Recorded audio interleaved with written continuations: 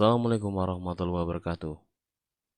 Pada kesempatan kali ini kita akan membahas berkaitan dengan perubahan karakteristik dan mutu pangan.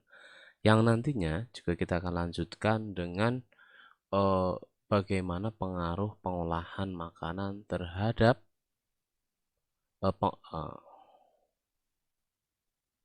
Assalamualaikum warahmatullahi wabarakatuh. Pada kesempatan kali ini kita akan membahas berkaitan dengan perubahan karakteristik dan mutu pangan dikarenakan karena adanya pengolahan makanan. Atau nanti juga kita akan membahas bagaimana juga pengaruhnya terhadap zat gizi yang terkandung dalam makanan itu.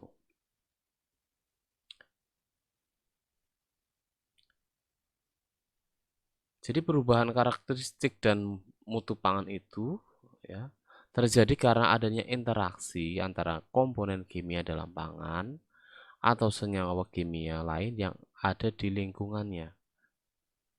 Faktor-faktor yang mempengaruhi percepatan perubahan karakteristik dan mutu pangan antara lain ada keasaman, kemudian aktivitas air atau kandungan airnya, keberadaan enzim, kemudian kondisi proses pengolahan, apakah menggunakan suhu, tekanan, atau adanya homogenesisasi.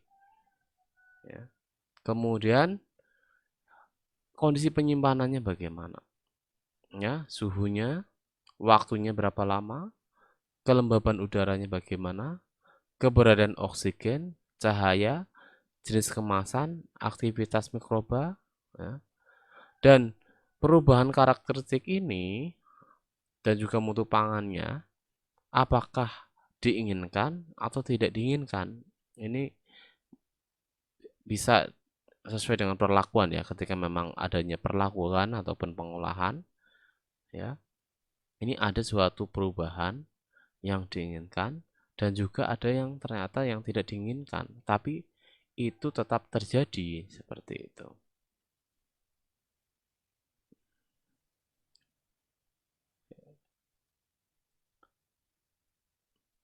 Akibat dari perlakuan dan pengolahan makanan ini akan terjadi perubahan mutu fisik dan juga sensori atau rasa. Ya, berupa yang pertama kekentalan, yang kedua elastisitas. Yang pertama kekentalan, yang kedua elastisitas, kemudian ada warna, bau, aroma, dan juga tekstur. Ya. Contoh untuk kekentalan berarti ini berkaitan dengan eh, cairan, ya. Cairan semisal mencampurkan antara gula dan air kemudian dimasak, ada perubahan kekentalan, kemudian elastisitas, kemudian elastisitas, ya bisa jadi ketika kita membuat kue ataupun mie seperti itu. Ini ada sesuatu yang kita inginkan ataupun mungkin ada bahan makanan yang berubah sendiri tanpa kita memberi perlakuan. Yang ketiga warnanya, setelah pengolahan, penyimpanan dan lain sebagainya, ada terjadi perubahan warna atau tidak. Yang keempat baunya bagaimana, ya. Yang kelima aromanya dan yang terakhir adalah teksturnya. Teksturnya menjadi lembut, keras, empuk seperti itu. Dan ini apakah perubahan yang kita inginkan atau tidak kita inginkan. Berikutnya kita akan membahas bagaimana diagram komposisi mutu dan keamanan pangan yang terjadi ya karena adanya perlakuan atau pengolahan makanan. Yang pertama dari asal bahan pangan itu tersendiri, ya. Apakah berasal dari daging, ikan, sayuran, buah, susu, dan lain sebagainya. Di mana bahan pangan ini mengandung komposisi berupa air, lemak, protein, karbohidrat, vitamin, dan mineral. Ya, ketika terjadi pengolahan maka perlu adanya tambahan bahan makanan. Bisa jadi itu pengawet, pewarna, perasa, pengembang, ya, dan lain sebagainya. Nah, inilah yang menyebabkan adanya reaksi perubahan, ya. Perubahan apa? Perubahan pada atribut mutu, ya, berupa perubahan fisik maupun kimia. Apa saja yang berubah? Ada tekstur, warna, rasa, bau, dan yang paling penting adalah nilai gizi. Nah, dari perubahan ini, maka kita uh, adanya suatu dampak ataupun hasil terhadap mutu dan keamanan pangan itu. Ya, mutunya apakah membaik, menjadi naik, semisal bahan mentah menjadi matang, contohnya seperti itu, pasti ada perubahan mutunya. Ataukah atau sebaliknya menjadi rusak, seperti itu, ya. Kemudian keamanannya bagaimana? Apakah menjadi ada suatu zat yang bisa menyebabkan keracunan? Apakah ada sebab menjadi baunya tidak sedap seperti itu? Ya, ini keamanan pangannya. Nanti kita juga mungkin di mata kuliah lain kita akan membahas tentang keamanan pangan.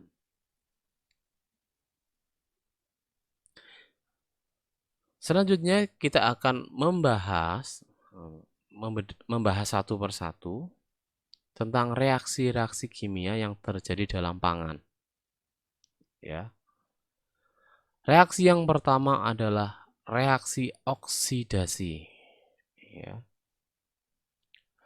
Komponen kimia yang terlibat ada lemak tidak jenuh. Ini dipengaruhi oleh suhu tinggi, oksigen, cahaya, dan katalisator. Ketika terjadi reaksi ini, maka akan memengaruhi kerusakan lemak. Ya. Kalau lemak sudah rusak, maka terbentuk bau tengik atau off flavor atau off flavor, ya. Kemudian selain pembentukan bau tengik ini, juga terjadi perubahan warna dan rasa. Otomatis penurunan nilai gizi dan pembentukan komponen toksiknya pun meningkat. Yang kedua, reaksi oksidasi juga terjadi pada vitamin C dan klorofil.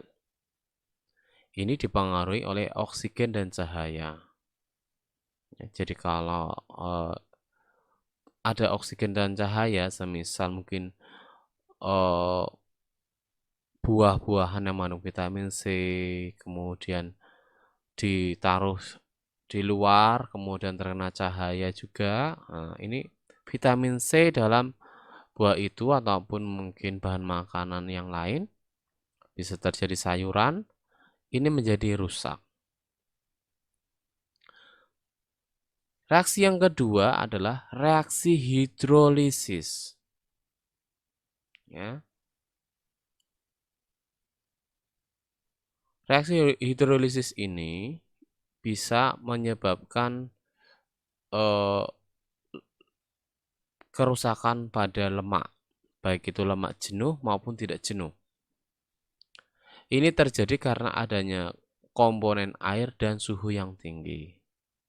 Ya, komponen air dan suhu yang tinggi. Jadi ketika terkena air ataupun adanya suhu yang tinggi, ini juga akan menyebabkan mutu dari komponen kimia ini menjadi berkurang.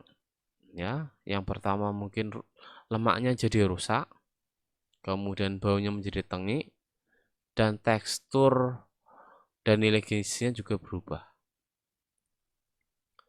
Kemudian komponen kimia yang selanjutnya adalah pati, ya, baik itu amilose dan amilopektin dan juga enzim amilase. Sama kalau hidrolisis berarti terjadi karena ada komponen air yang mempengaruhi. Kemudian didukung oleh suhu, asam, dan juga enzim. Ketika reaksi hidrolisis ini terjadi pada komponen pati, ya, maka menyebabkan kehilangan sifat gelatinisasi dari padi itu sendiri, yaitu kemampuan membentuk gel, ya, ataupun kekenyalan. Apa kalau gel biasanya itu kenyal ataupun elastisitas, ya. Dan terjadi peningkatan sifat kelarutan dalam air. Ini reaksi hidrolisis pada pati. Contoh-contoh bahan makanan yang terbuat dari contoh-contoh bahan makanan yang memiliki komponen kimia padi. Nah, mungkin kita semua sudah tahu, ya, kebanyakan dari jenis karbohidrat. Oke, selanjutnya reaksi pencoklatan. Ya, ada reaksi yang enzimatis dan juga non-enzimatis. Ya. Serta juga ada reaksi karamelisasi. Untuk reaksi pencoklatan karena non-enzimatis, ya, bahan kimia yang terlibat antara lain ada gula produksi, gugus amin pada asam amino atau protein. Ya, ini terjadi dikarenakan karena suhu yang tinggi, kemudian keasaman atau pH, kemudian aktivitas air, dan juga katalisator. Reaksi ini menyebabkan pembentukan warna coklat dan perubahan flavor. Selanjutnya reaksi pencoklatan yang kedua karena enzimatis. Komponen kimia yang berperan ada polifenol, oksidasi, fenol oksidase, dan senyawa fenolik. Ini dipengaruhi karena adanya oksigen, cahaya, dan suhu. Ya, tentu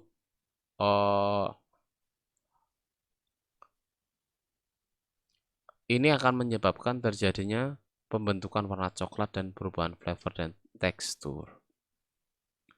Yang ketiga, karamelisasi. Zat kimia yang terlibat adalah gula sederhana, baik itu sukrosa, glukosa, maupun fruktosa.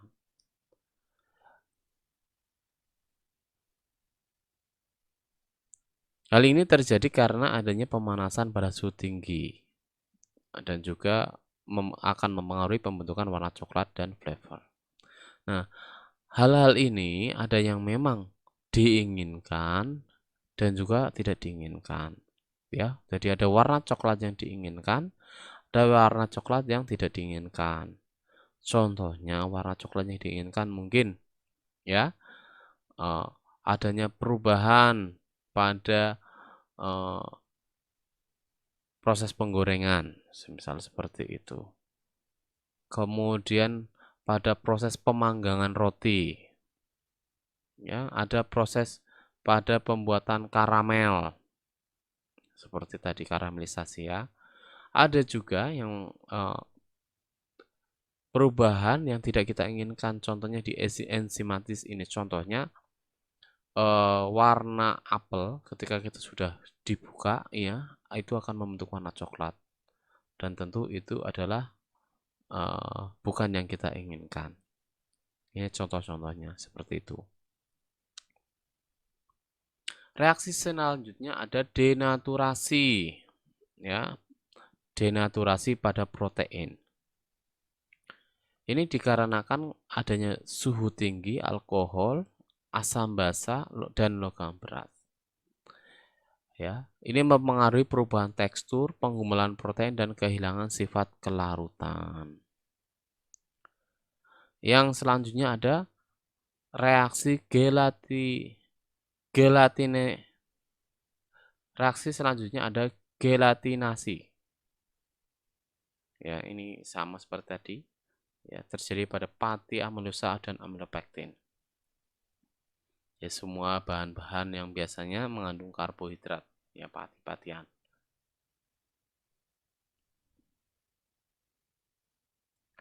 Yang keenam, ada reaksi retrogradasi. Ya, sama juga ini terjadi pada pati-patian. Terjadinya karena suhu dingin. Ia menyebabkan sineresis, perubahan tekstur dan penurunan daya cerna dari padi itu sendiri. Jadi misal bahan makanan bubur dan lain sebagainya yang dibekukan ataupun disimpan dalam lemari es. Kita akan melihat contoh perubahan mutu fisik dan sensori. Yang pertama, pembentukan bau langu pada susu kedelai. Ini disebabkan oleh reaksi oksidasi lemak tidak jenuh oleh aktivitas enzim lipoksigenase.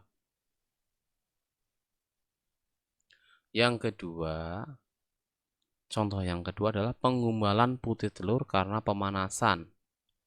Ya. Ini menyebabkan terjadinya denaturasi protein.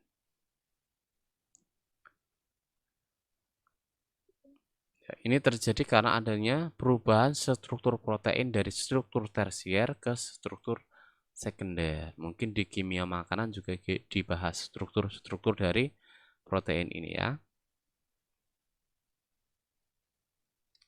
Contoh yang ketiga ya, aroma khas pada tempe. Ini terjadi karena adanya reaksi hidrolisis protein sehingga membentuk peptida atau ikatan protein rantai pendek yang mengandung residu asam glutamat yang berkontribusi pada pembentukan flavor ya atau umami flavor. Berarti rasa sedap pada tempe. Contoh yang keempat, reaksi lebih lanjut hidrolisis lemak tidak jenuh. Ini menyebabkan perubahan fisik dan sensori lemak sehingga lemak menjadi tengi. Ya, ketika semisal lemak yang habis untuk menggoreng ataupun belum menggoreng, kemudian ketetesan air atau kecepatan air, ya, ini terjadi proses hidrolisis ini. Selanjutnya ada reaksi Maillard, ya, pada roti yang membentuk warna coklat yang diinginkan, ya, pada pemanggangan roti itu. Ya. Contoh proses yang terjadi selanjutnya atau reaksi selanjutnya adalah pada buah apel.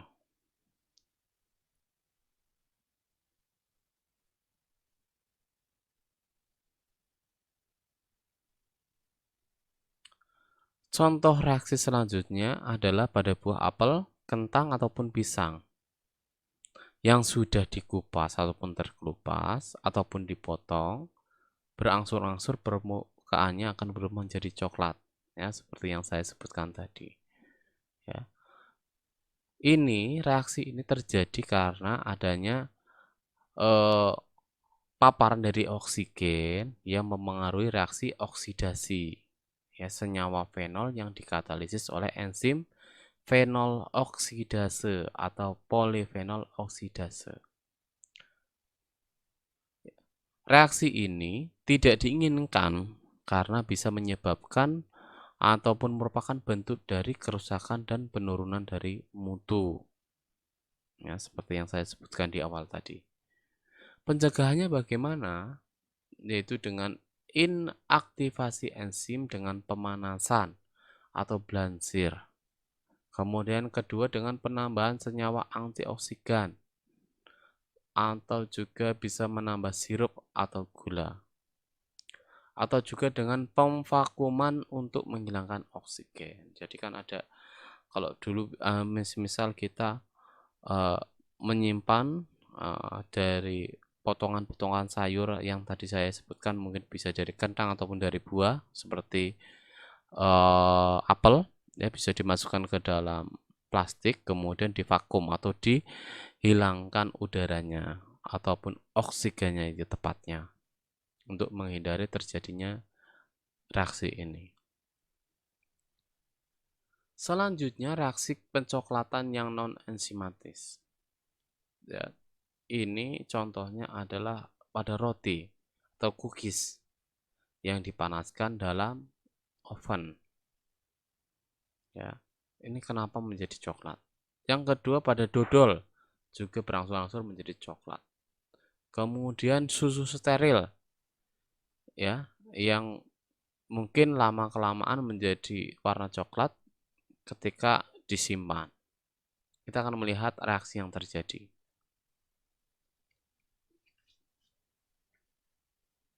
Yang pertama, pembentukan warna coklat yang dikarenakan reaksi non-enzimatis disebut reaksi Maillard.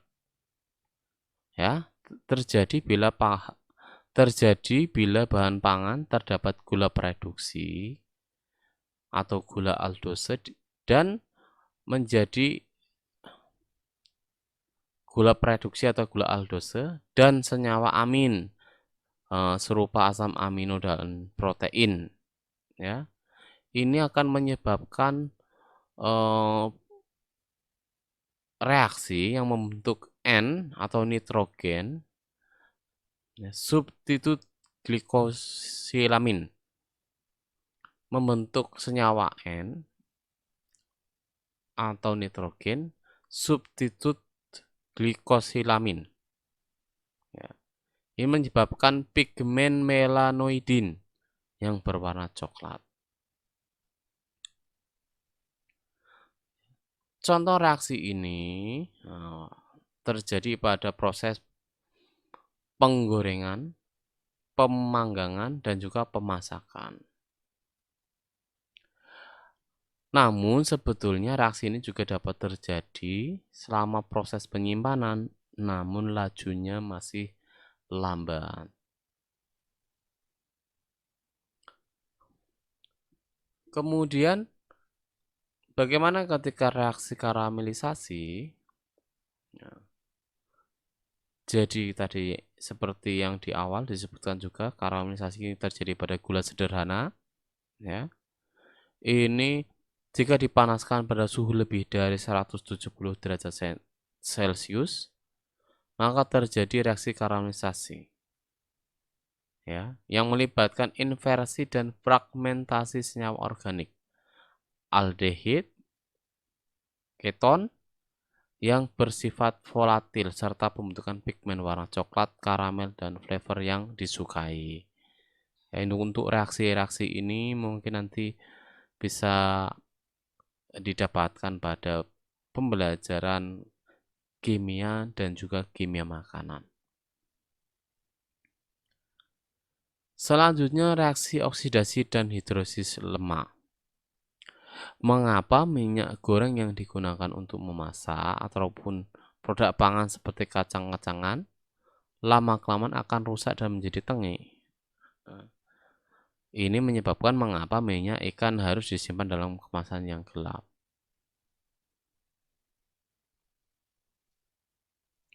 Pembentukan aroma tengik disebabkan oleh reaksi oksidasi atau reaksi hidrolisis. Nah, reaksi ini terjadi pada lemak tidak jenuh yang membentuk radikal peroksida. Nah, radikal peroksida inilah yang terdegradasi membentuk senyawa gula aldehid, keton, dan alkohol. Yang senyawa ini berbau tengik itu. Reaksi ini dipicu oleh adanya cahaya, suhu, oksigen, dan logam. Nah,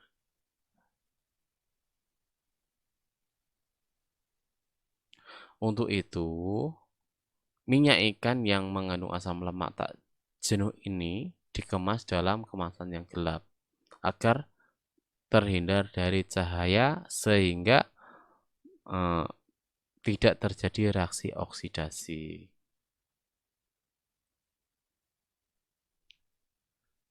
Selain karena reaksi oksidasi, bau tengik ini juga terjadi karena reaksi hidrolisis. Ya.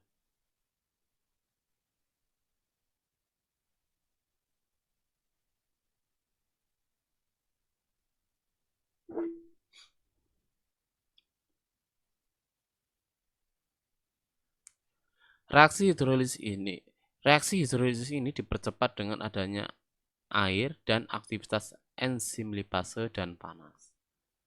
Untuk contohnya, minyak goreng yang digunakan untuk menggoreng bahan pangan contohnya minyak goreng yang digunakan untuk menggoreng bahan makanan yang banyak mengandung air. Ya, ini akan cepat mengalami ketengikan atau bau tengik itu.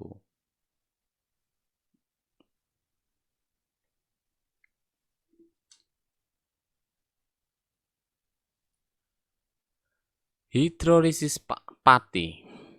Ya. Reaksi ini bisa jadi menjadi reaksi yang kita inginkan ataupun reaksi yang diinginkan untuk proses pada pembuatan sirup glukosa, ya, kemudian pada gula dan maltodextrin. Padi ini, baik itu amilosa dan amilopektin, dihidrolisis oleh asam atau enzim hidrolase. Yang reaksi ini menyebabkan pemutusan ikatan glikosidik pada struktur amilosa dan amilopektin. Ya, sehingga padi menyebabkan kehilangan sifat gelatinisasi dan lebih larut dalam air. Ya, bisa jadi proses ini proses yang diinginkan. Selanjutnya retrogradasi padi. Retrogradasi padi ini contohnya pada roti yang dimasukkan pada lemari pendingin. Jadi roti yang dimasukkan pada lemari pendingin akan berangsur-angsur menjadi keras dan menjadi masir atau grainy.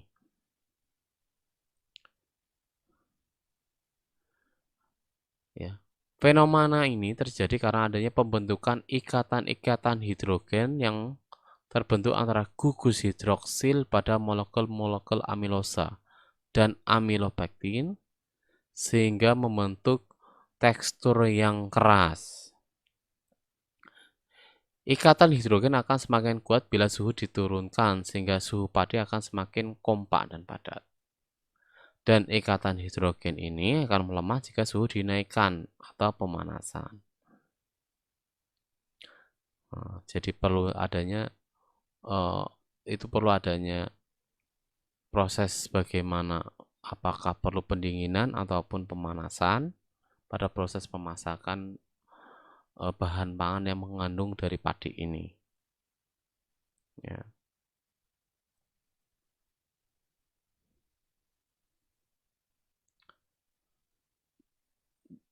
Baik, mungkin sampai sini dari reaksi-reaksi yang terjadi pada pengolahan bahan makanan. Lebih lanjut, kita akan lanjutkan pada pengaruhnya pada zat gizi yang ada pada bahan panganan. Terima kasih. Assalamualaikum warahmatullahi wabarakatuh.